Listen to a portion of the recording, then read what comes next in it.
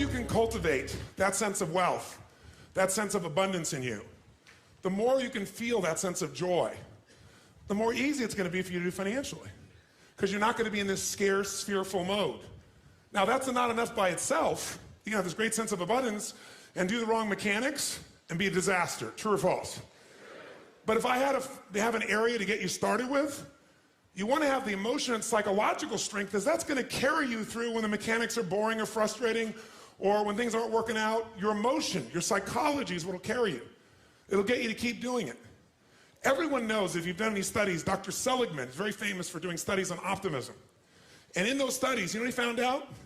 People that are pessimists are much more realistic. They're much more accurate.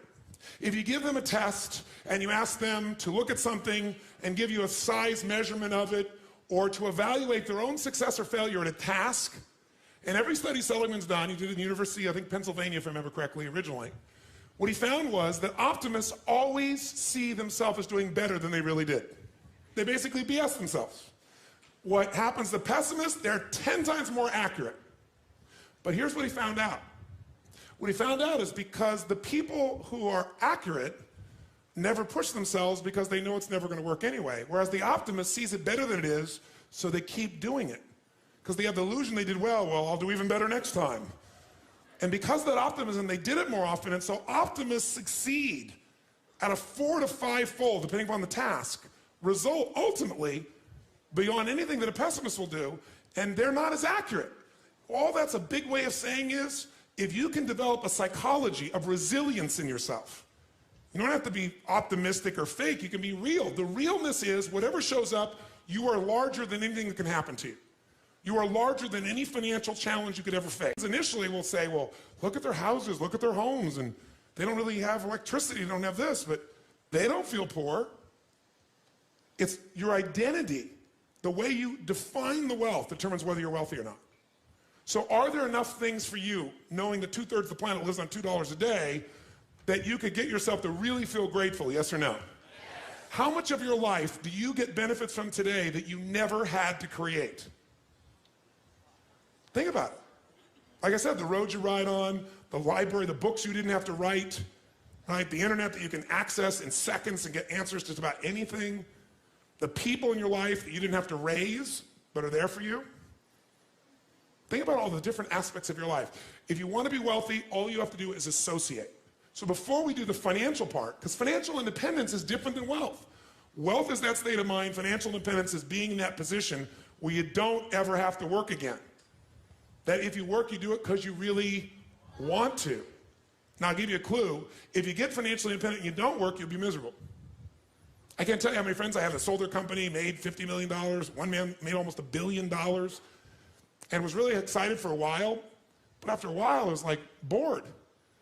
His vehicle of his business gave him a sense of contribution, and he was always growing, figuring out how to solve problems, and he had all the people he was connected to in the business, all the employees and friends and associates. So I want to tell you, I'm not just saying this as some little positive thinking technique. I'm telling you, this is the secret, the real secret, to shift it inside of you and to add the real value. Most people are trying to pursue something in the future that they already have. I want you to think of what it is you think you want that will make you wealthy or financially free. By defining the game in a winnable way, a certain amount of money that we meet, and that covers what we're going to call financial security, which might be your housing, your cars, your food, and basic entertainment. How many would feel rich if you didn't have to work, if your investments alone, the income from your investments, the income, covered those 4 items: your housing for the rest of your life, your food, right, your travel, and some entertainment?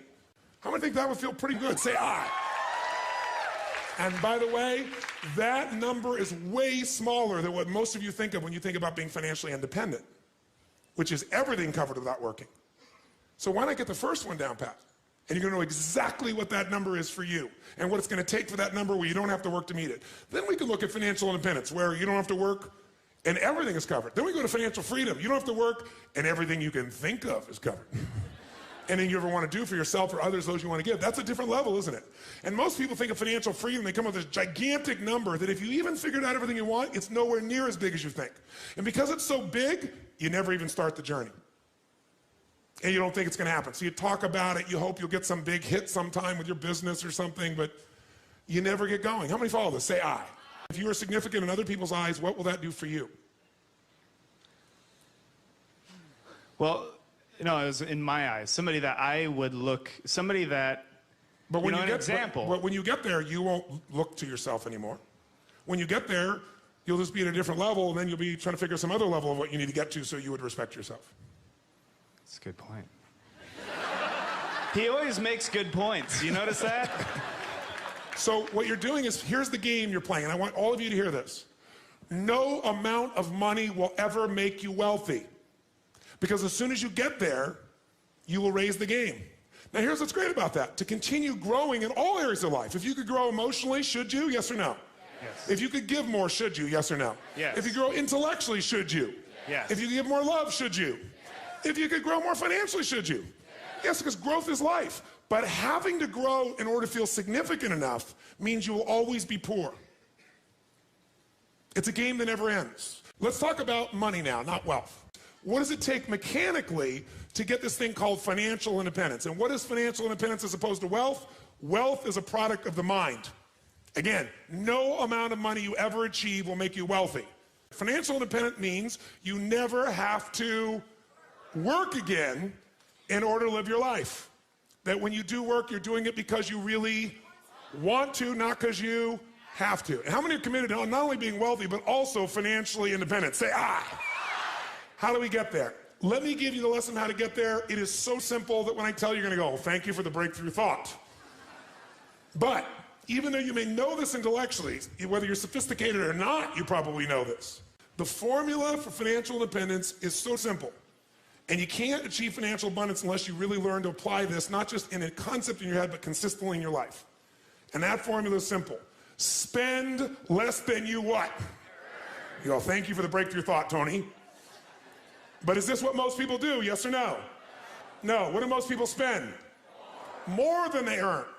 There's no way around this. No matter how much money you have, if you spend more than you earn, you got a challenge. So there's no way to be financially free, financially independent without spending less than you earn. And what do you got to do with what you don't spend? You got to invest the difference. Because what I want to show you right now is how do you build what everybody should own. Every one of you should leave here with your own personal money machine. You want to create a money machine. A machine that while you're sleeping is making you money, right? So you're no longer trading the most valuable resource you have in life, your time, for money. You want to trade money for money. You want money to go to work. You want to put that money to work for you so while you're sleeping it's making a difference. You want to create a machine. And that machine you want to create is something that you want to be able to feed you at some stage where you don't have to work. That's what the money machine is. The second secret to this is you got to reinvest. How many of you have ever made a big hit in your investments and went, oh my God, that's so cool, and took the money and spent it on something? Raise your hand, say I. Come on, say I. I know you all, anybody who's invested has done this. If you got a big hit, you go, oh, this is it. Nothing wrong with that, but you got to make sure a significant amount of that, you reinvest your returns so you get compounded what? Compounded growth is the most basic principle in the world. We all know it intellectually. But are you emotionally associated enough that you're really utilizing it to its maximum capability? If you don't, you're not going to get financially free. You will never get financially independent by your earnings alone. Every one of you in this room is going to lose money. Every one of you. There's no way. The person I work with, one of the top financial traders in the history of the world, top 10 in the history of the world, is not even right half the time. How could you make billions of dollars if you're not even right half the time? Not even 51% of the time. I'm going to show you in a few moments. It's known as asset allocation. It's the way you invest. It's what you do. That's what's going to shift this. So first step, spend less than you earn, invest the difference. Second step, reinvest it so you get compounded growth until you reach the home run, your money machine, until you reach a critical mass of capital, of investment capital. When you get to that critical mass, and what determines the critical mass is how much you need for the lifestyle that you want. Once you get to that critical mass, what it provides for you is what you're investing for. Who knows, no matter what investment you're doing, what are you really investing for? Whether you're investing in cars, stocks, bonds, real estate, financial instruments, what are you investing for? You're not investing for returns. That illusion will keep you from getting to the end game. If you're wealthy, here's what makes you wealthy. Income, not assets. Assets you can buy, and assets change in value all the time. You need income. This is the only reason to invest. You invest for one reason, so you have an income for life without working. And to do that, you got to build a critical mass of capital, that the interest on it alone will give you that income, and you can have the life you want without working. And the only way to do that is do those first two steps. Spend less than you earn, invest it, reinvest it till you hit that critical mass. Now, how to do that is actually a lot simpler than you think. We make things more complex than it really is. You got to think of this as your target. In order to achieve what you want, where you have a money machine, here's what you must do. You must pick out a minimum financial goal for yourself. Even to achieve your minimum financial goal, you got to pick out a specific amount of money that you're going to invest every month, every year, no matter what. A specific percentage of your income. If you don't do that, forget the rest of this course. It's a waste of your time. Because you'll go make a bunch of money, but you won't be practicing the fundamentals, and eventually you'll make a mistake and you'll lose it. Let me tell you another secret to life. If you do the right thing at the wrong time, you get pain. If you plant in the winter, I don't care how hard you work. I don't care if you work day and night and you work to the bone and you plant your seeds in the middle of the winter. What's going to happen when fall comes? Are you going to be rewarded, yes or no? No. So if you don't understand that the seasons are changing, you're in trouble. What is asset allocation? It means out of the money you have to invest, we're going to create 3 buckets. Really simple way of thinking of this from now on. The first bucket is the security bucket. When you think about investing, think of 2 types of investments. There are fixed income investments, and most of you are clear what this means. What does it mean when it's a fixed income investment? Who knows? What does that mean? You got a guaranteed rate of return, assuming they deliver. And anyone cannot deliver, including the US government. They haven't not delivered, but they could. Is there risk in any investment, yes or no? So just ratios of risk. And as we know, no risk, no reward. So if you don't invest, you're going to lose if you invest at times. But if you don't invest, you've already lost and you can never win, never have a money machine, never be financially free. The second type of investment that you can make, and it helps you understand what you're going to do, is something that's going to be growth driven. And growth investments are investments where you probably have a much greater potential for growth, which means you get a greater return if you're successful. But if you're not successful, do you have a guaranteed rate of return, yes or no?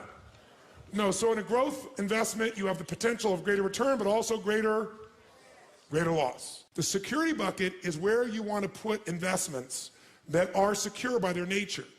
Because they're secure, is this going to give you a huge compounded return per year, yes or no? But can it give you a huge compounded return even if the number is small if you do it long enough, yes or no? So what we want to do is your first investments have to be in your security bucket, and everybody wants to do the opposite. Okay. The question then becomes what percentage you put in your security bucket, what goes in there? Well, here's some things that go in there. If you don't have at least 2 to 6 months worth of cash that covers your overhead, you're in deep trouble. The first step to getting financially secure, not financially independent, is to make sure you got enough cash so if something happens, you can go for 6 months. You got the freedom.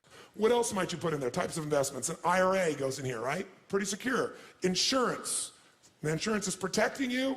That's part of security. What else could go in there? Your home. Don't think of your home as an investment. Because for most of you, you're eventually not going to sell that home and eat it. You're not going to sell your home and get income off it. Now, some of you maybe, you made a stage of life where you're accumulating the same homes, and eventually you're going to sell and buy a smaller home and take that critical mass that came from selling the big home, and it's going to take care of you for life. If you're doing that, great. But the place to think about your home in terms of leverage, put it in your security bucket. How many agree with me on this, by the way? Say aye. Because, by the way, if you don't have a home, you're going to be really stressed out, right? So I got to think of my growth outside my home, really. Think of your compound interest outside your home. Your home may be a bonus for you. And fixed income investments all fit in this category. Now, what's the second bucket? Second bucket is growth. 2 ways you're going to learn about growth. The buy and hold strategy, which is the strategy of an owner. And by the way, that buying and holding, that is less risky to some extent than momentum because of the timing. But it can be just as risky. What is momentum trading? That's when you're no longer an owner, you're a trader. A financial trader, everybody's a financial trader. Most of you trading time for your money. Here you're trading money for money. Here what you're looking at is you're seeing movement in prices. And what a momentum player is doing is they're playing for the short term usually. Third bucket is the dream bucket. The dream bucket is you want to travel around the world. The dream bucket is You, depending upon the size of how you think or what you're doing or your economics, you want to own a condominium in Aspen. It might be the boat, it might be a trip, it might be owning a basketball team, owning an island. Depends on the size of what it is you want to do. And by the way, bigger isn't better. The more you have to feel financially free, the more stress you're going to have. How many follow this? It's the opposite of what you think. The more you have, the more you got to manage, the more time, the more energy, the more risk, the more capital. That doesn't mean you shouldn't do it. Some of you are very, very driven to create and risk. That's a personality type. We know that it's crazy. I happen to be one of those types to some extent. But even a crazy person's got to make sure their security's there, or their craziness at one point will bite them. How many follow? If you can get financially free for less, do it. Be wealthy now and get financially free quicker. And then lock in, you won. And then keep that stuff in your security bucket. And if you want to play a bigger game now, you've already won, and everything you're playing now, that's where the house is money. You can go for something bigger, and if it doesn't work out, you're still handled. Your security, what you're here for, is totally free.